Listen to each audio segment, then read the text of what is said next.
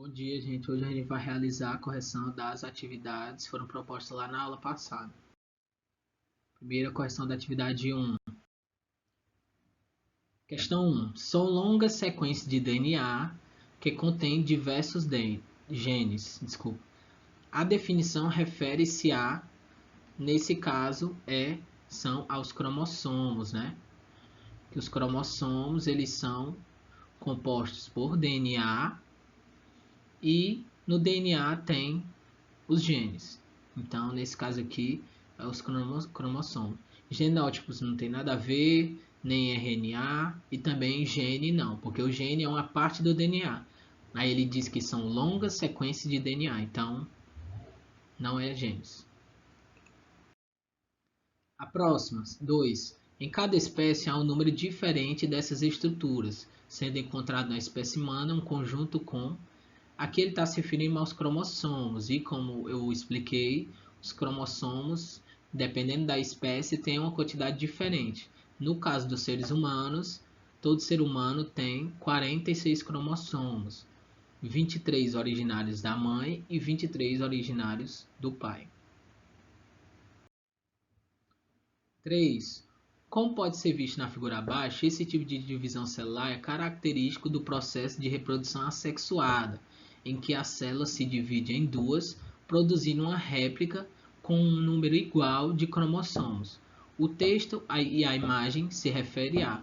Então, vai ter uma célula que ela vai se duplicar, né? Vai duplicar o seu material genético, seus cromossomos, e vão gerar duas células idênticas. Elas são idênticas entre si e são idênticas à primeira célula. Então, qual é o nome desse processo? É a mitose. Alelos não tem nada a ver, heterozigotos também não tem nada a ver, e meiose também não pode ser, porque a meiose ela originaria 4 células. Agora a gente vai corrigir a atividade 2, que era sobre genótipo e fenótipo. Aí essa primeira era aberta, né? Então você tinha que falar a diferença entre genótipo e fenótipo. Eu não vou escrever aqui porque se eu for escrever vai ficar muito feio, só para vocês terem ideia, né? E é muito difícil, então não vou escrever. Mas o que é o genótipo? O genótipo ele se relaciona com as características internas, ou seja, é o conjunto genético do organismo, composto pelos cromossomos e pelos genes. Já o fenótipo são as características externas e o fenótipo ele acontece por meio da interação do genótipo, ou seja, dos genes, com o meio em que o indivíduo habita.